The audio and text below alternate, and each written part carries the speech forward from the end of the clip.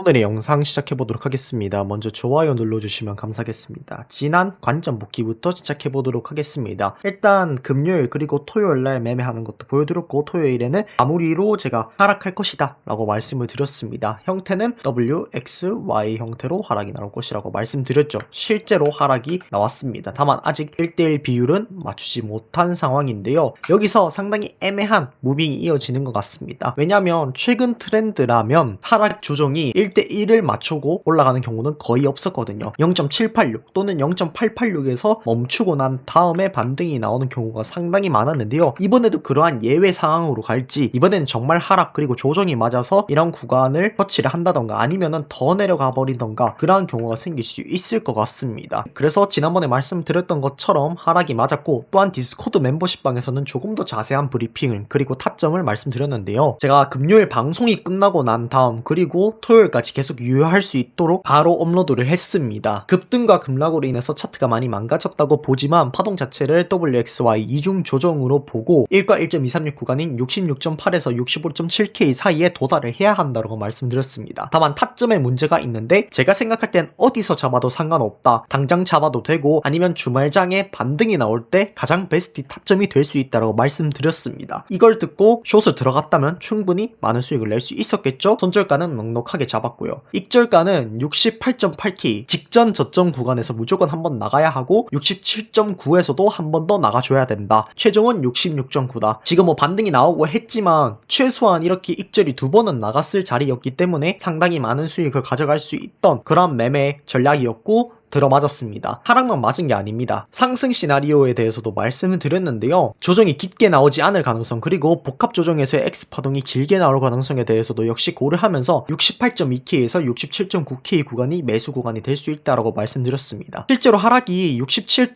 거의 4K 부근까지 나오긴 했지만 충분히 매수를 받고도, 그리고 이런 구간에서 살짝 평단 관리를 하면서 끌고 올 수 있는 자리, 이러한 구간을 먹을 수 있는 자리였죠. 대략 한 2% 정도로 먹을 수 있는 자리였는데, 그런 구간을 말씀드렸고, TP가는 제가 좀 높게 설정해드리긴 했는데 그건 여러분들이 어떻게 하느냐에 따라서 달라지는 거니까 익절이 됐을 수도 있고 아니면 적어도 손해는 안 봤을 그런 타점이라는 것이죠. 이처럼 그냥 단순히 방향만 맞춘 게 아니라 전략적으로 어떤 구간이 매수가 되어야 되는지, 어떤 구간에서 매도가 되어야 되는지, 그리고 반등이 나올 구간이 어디인지를 명확하게 체크하면서 이렇게 좋은 분석들을 제가 드렸습니다. 디스코드 멤버십방에서는 이러한 혜택을 포함해서 다양한 혜택들을 받을 수 있으니까 디스코드방 그리고 디스코드 멤버십방 많은 관심 부탁드리도록 하겠습니다. 그렇다면 오늘의 메인 시나리오로 넘어가 보도록 하겠습니다. 저는 여전히 하락이 우세하다라고 생각합니다. 다만 한 가지 걱정되는 것은 제가 인트로에서도 말씀드렸지만 여기서 조정이 끝났을 가능성에 대해서도 배제를 하면 안 됩니다. 왜냐하면 여태까지 그래 왔으니까요. 0.786, 0.886 그러니까 1대1 비율을 맞추지 않는 경우가 너무 많았기 때문에, 그렇다면 여기서 끝났을 수도 있다라는 생각을 해줄 필요는 있습니다. 다만 그 반대로 하락이 더 커질 가능성도 있습니다. 여기서 하락이 끝나는 게 아니라 이런 식으로 하락이 커질 수도 있다라는 것입니다. 이게 무슨 말이냐면 카운팅을 어떻게 하냐에 따라서 달라질 것 같습니다. 만약 이거를 A, B, C 이후에 A, B, C 그리고 A, B, C라고 생각한다면 여기서 조정 반응이 끝나거나 아니면은 이런 구간까지 도달하는 게 그렇게 이상한 부분이 아닐 겁니다. 근데 만약에 카운팅을 임펄스로 하게 된다면, 예를 들어서 1, 2 그리고 3, 4, 5 이렇게 해서 한 파동이 끝났다고 생각하고 이 조정 파동을 A, B, C로 생각을 하는 것입니다. 그리고 나서 여기에서의 파동을 1, 2, 3, 4, 5 1파 연장 1펄스로 보고 1, 2, 3, 4, 5로 놓고 보고 이 파동을 A, B, C로 놓고 보는 것입니다. 혹은 한 파동이 더 남았을 수도 있죠. 이중 조정의 형태로. 그렇다면 이제 1파동이 끝나고 2파동하고